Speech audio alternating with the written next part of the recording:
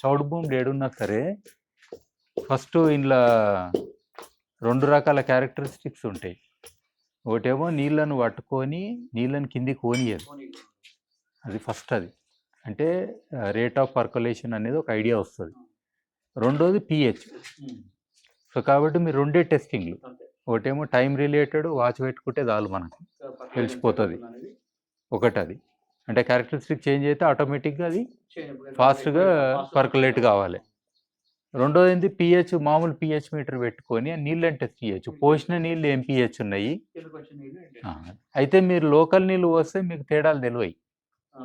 మీరు distil water లాంటిది లేదా ఇంటికించి ఆరో నీళ్ళు తెస్తారు కదా, తక్కువ టీడీఎస్ ఉన్నది, ఒక 60-50 టీడీఎస్ ఉన్న నీళ్ళు పట్టుకురాలి దీనికి. మీరు మామూలు ఈవే నీళ్ళు వస్తే ఏం తేడా తెలుస్తుంది, కొంచెమే డిఫరెన్స్ అనిపిస్తుంది. ఫర్ ఎగ్జాంపుల్ ఒక 5 లీటర్లు ఇది ఇచ్చిర్రు అనుకుందాం. ఈ పైపులు ఏం చేయండి అంటే 1 ఫీట్ పైపులు కానీ మీరు 1 ఫీట్ సాయిల్ని టెస్ట్ చేయాలనుకోరు ఫర్ ఎగ్జాంపుల్, అంటే 1 ఫీట్ పైప్ పెట్టుకోండి. దానికి కొంచెం కాలర్ ఉండాలంటే 1.5 ఫీట్ పెట్టుకోండి, నీళ్ళు పోయినవి కూడా కొంచెం ఉండాలి కాబట్టి. సో 6 ఇంచు 4 ఇంచు మీకు నచ్చిన పైపులు పెట్టుకోండి చెక్కింగ్కి, అంతే కదా. పెట్టుకొని అందులో వాటర్ పోసుకుంటారు. ఎట్ ఏ టైం పోయాలి ఈక్వల్గా అన్నిట్లా, ఎంత పోస్తామో సేమ్ వాటర్ పోయాలి. సో ఒక 4-5 పైపులు పెట్టి అందులో ఏమేమి అమెండ్మెంట్ చేసినాం అనేది మీరు చూసుకోండి. ఒకటేమో లోకల్ ఎర్రమట్టి కలిపిర్రా, ఇసుక కలిపిర్రా, జిప్సమ్ కలిపిర్రా, ఎంత కలపాలనుకున్నారో అంతే వేయండి. ఎందుకంటే మీరు చెట్లు పెడతారు కాబట్టి పిట్ ట్రీట్మెంట్ మీకు మామూలుగా, కాబట్టి ఇదే పిట్ అనుకోండి దీని రేషియో. దీన్ని ఏదైతే ఏరియా ఉంటుందో ఆ ఏరియాతోటి మల్టిప్లై చేసుకోవచ్చు ఎంత వేయాలనేది. సో ఇలా అన్ని ఎక్స్పెరిమెంట్లు 10 పైపులు పెట్టుకున్నా సరే లైన్గా 2 కదా, ఒక టైము ఒక వేయింగ్ మిషన్ ఉంటే సరిపోతుంది డిజిటల్ది. రెండవది పిహెచ్ మీటర్.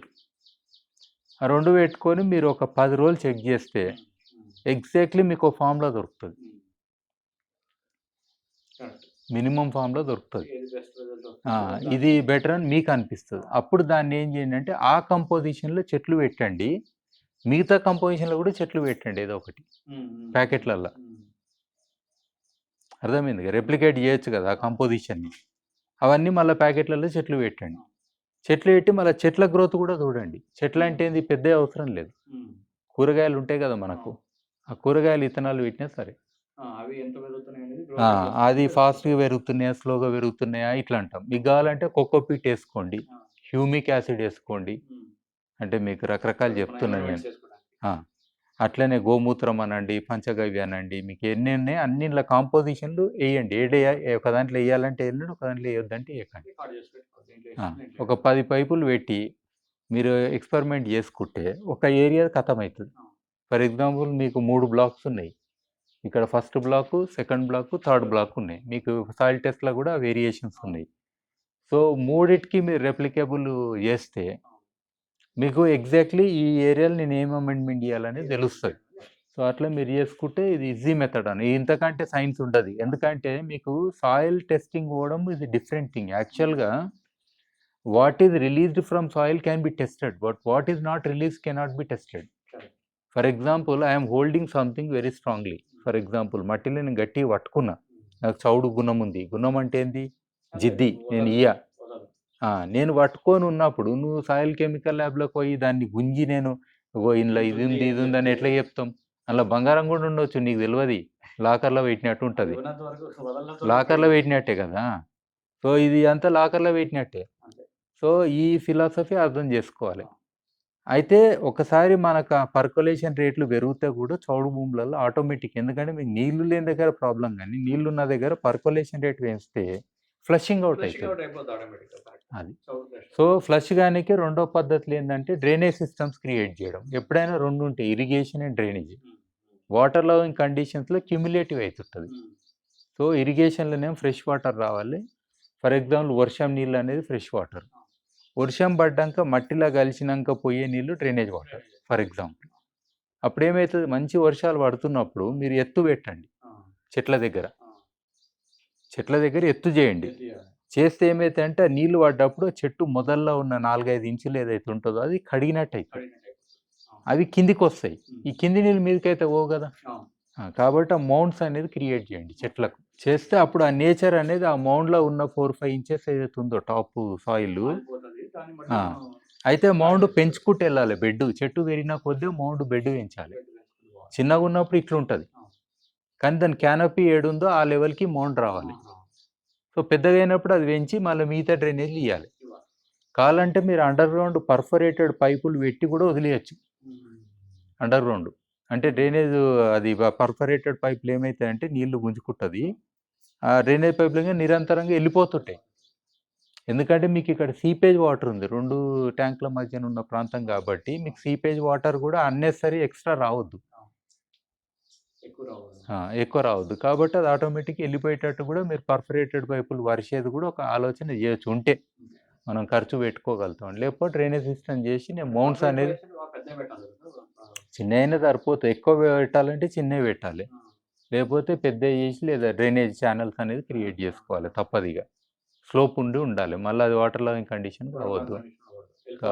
వెళ్ళిపోవాలి. లేకపోతే క్యుములేటివ్ సాల్ట్స్ అన్నీ ఆనే జమ అవుతుంటాయి. అట్లా. నీళ్ళు ఆగొద్దు అది పాయింట్. మీకు ఏడాగితే మళ్ళీ ఆడ సాల్ట్స్ అక్యుములేట్ అయ్యే ఛాన్స్ పెరుగుతుంటది. అది. ఎందుకంటే వర్షాకాలము వేరే కాలాలలో నీళ్ళు వస్తాయి. ఆ నీళ్ళు కిందికి పోవు, మీదనే ఉంటాయి, సాల్ట్స్ తోటి ఉంటాయి. మళ్ళీ బాగా ఎండలు కొట్టంగానే ఉప్పు అంతా వారుతుంది. తెల్లగా అవుతుంది కదా. కాలు జారుతుందంటే చూడు ఈడ మన ఏరియాలో సబ్బు నీళ్ళ లెక్క ఉన్నాయి. సబ్బు పనిచేయదు ఈ ఏరియాలో. అవునా కదా. ఎంత సబ్బు పెట్టినా సబ్బే అరగాలి కానీ మనిషికి ఏమంటది. అవునా కదా. సో ఇది పరిస్థితి మనకు. సో అందుకనే అట్లా మెల్లమెల్ల చేసుకుంటూ వస్తే మనకు ఓవరాల్‌గా ఆ లోకలైజ్డ్ ఆ చెట్టుకి మనం ట్రీట్మెంట్లు చేసుకుంటాం కానీ మొత్తం ఏరియాకైతే చేయలేం. మీరు ఎన్నో వేలు ఎందుకంటే ఈ ప్రాంతంలో సౌడు ఉన్నది. ఈ ఏరియాలో సౌడు ఉన్నది. మీరు చేయకపోతే వేరే వాళ్ళ దాంతోటి కూడా వస్తది. అది మనకు అంటకుండా చేయండి అంతే. ఈ ప్రాంతంలో ఉన్నది అన్నెసరీ మన చెట్లకు తాకొద్దు.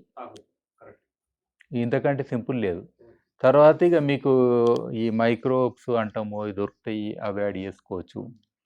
ఇవన్నీ కూడా ఏరోబిక్ పద్ధతులనే వేయండి. మీ పంచగవ్యం కానీ జీవామృతం కానీ ఏదైనా సరే యూరిన్ వేసినా కానీ డైల్యూషన్ చేసి ఏరోబిక్ చేసేయండి.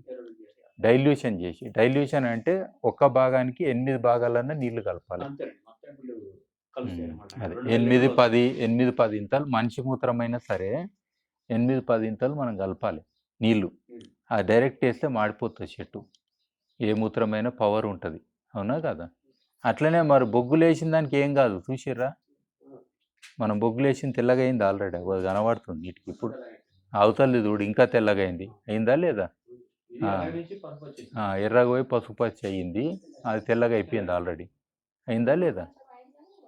అది కూడా పోతుందిలే, టైం పడుతుందమ్మా. సో అందులోనేమో పవర్ పట్టుకొని ఉంటుంది.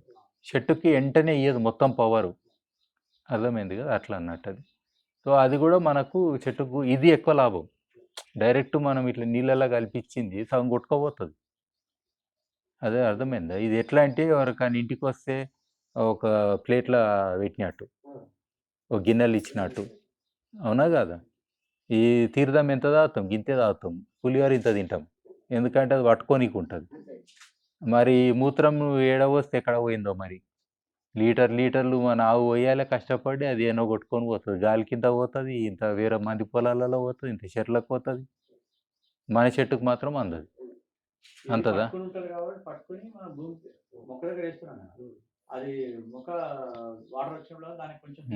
అట్లా నీళ్లు తాకిన కొద్దీ ఆ నీళ్ళతోటి కొంచెం అందుతుంటది. అట్లా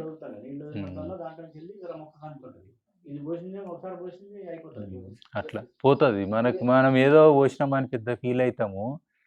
అదే అంటారు ఎవరికైనా ఇంటికి వచ్చిన వాళ్ళకి చాయ్ ఇచ్చినా మర్యాదతోటి ఇవ్వాలంటారు. కప్పు సాసర ఎందుకు ఇస్తారు. ఒలికినా కానీ సాసర్లు ఉంటారు, సాసర్లో తాగుతారు ముందు. అర్థమైంది. వెనకటికి ఇయ్యాలి రేపు అట్లా ఇయ్యరు. ఇంత కప్పు ఇస్తారు, ప్లాస్టిక్ తీస్తారు, అందులో ఇంత చాయ్ పోస్తారు. అది మనిషి ఎందుకు ఇచ్చిండో తెలియదు. ఇజ్జత్ కూడా ఉండదు. ఇచ్చిన వాళ్ళకు ఉండదు, తాగిన వాళ్ళకు ఉండదు. అర్థమైందా. మనం చెట్లకు అట్లనే చేస్తున్నాం. నేను మస్తు చూసుకుంటున్నావు మా చెట్లను, మస్తు అది ఇస్తున్నా, ఇది ఏమి ఇస్తున్నావు నువ్వు. దానికి అట్టిటట్టు ఇస్తే దానికి బలం. దానికి ఏది అంటన్నట్టు ముట్టన్నట్టు ఇస్తే, గాలికి పోయేటట్టు ఇస్తే ఎవరికి లాభం. ఎవరికి లాభం. నువ్వు పడ్డ కష్టం ఏమైనా ఉన్నదా. అర్థమైంది కదా. అది అందుకు ఇప్పుడు బొగ్గు అనేది ఒక ప్రపంచం. ఈ బొగ్గు దాంతోటి మనం అన్ని చక్కగా చేసుకోవచ్చు. చౌడు భూములు కూడా చక్కగా చేసుకోవచ్చు. పోతుంది ఎక్స్ట్రా మిగిలింది వెళ్తుంది. ఇప్పుడు మిగిలిందంటే నీరు వెళ్ళిపోతుంది. అసలైన బలం ఇది ఉంటుంది కదా. ఇంకా మీకు ఆ ట్యాంకుల్లో అంత అవసరం ఉండదు. ఇది ఉంటే ఈ చెట్టుకు డైరెక్ట్ వేస్తారు ఎరువులాగా. ఎరువే ఇది గోచార్ గోల్డ్ అని పేరు పెట్టిన. అట్లా ఈ పర్సు లెక్క అమ్మా, ఇది పర్సు బొగ్గు. ఇలా నేను పైసలు పెడితే పైసలు భద్రంగా ఉంటాయి. ఈ పైసలు అయిపోయినా మళ్ళీ పైసలు వేసుకోవచ్చు. పైసలు వస్తాయి పోతే కానీ ఇది ఎప్పుడు జేబులు ఉంటుంది. అర్థమైందా? అంటే బొగ్గు 100 ఏళ్ళు ఉంటుంది. అట్లా అని చెప్పి మావానికి పర్సు కొని ఇచ్చినా అయినా పైసలు లేవు అంటుండంటే ఎట్లుంటుంది? ఈ బలం వేయాలి మనము. ఇది వెయ్యింది పర్సులు కొనిస్తే నడవది దునియా. విడిచిపెట్టుండమ్మా, ఇంత బొగ్గు అయితే ఎక్కడ పోతుంది? మన పొలంలోనే తిరుగుతుంది.